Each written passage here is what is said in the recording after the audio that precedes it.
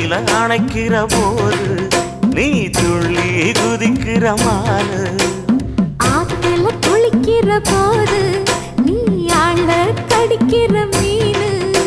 உன் இடுப்பு சேல நழுவ நான் எடுத்து எடுத்து தழுவ. ஏ தன்னானே தாமரப்பு மாமா தள்ளாடும் தண்ணி இல்ல.